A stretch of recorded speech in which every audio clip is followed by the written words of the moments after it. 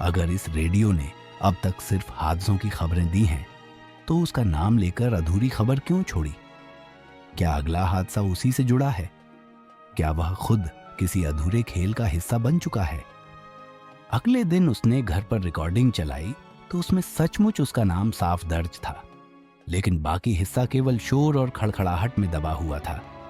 उसने जब उस खड़खड़ाहट को स्पेक्ट्रोग्राम में देखा तो उसका पैटर्न किसी हार्ट बीट की तरह था।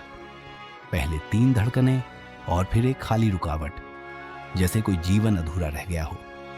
अनुज को अब लगने लगा कि यह रेडियो सिर्फ भविष्य नहीं बताता, यह उन आत्माओं की अधूरी कहानियां भी ढोता है जो असमय चली गईं और अब उसकी अपनी किस्मत भी उनमें कहीं दर्ज हो चुकी है।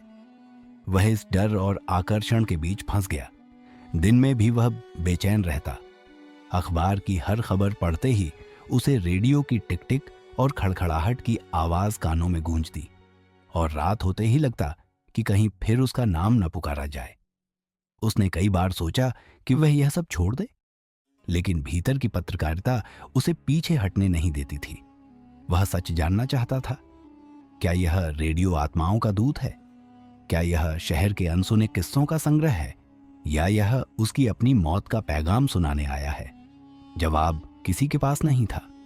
बस रात की खामोशी और कब्रिस्तान की दीवारें थीं जो हर बार उसकी ओर इशारा करती।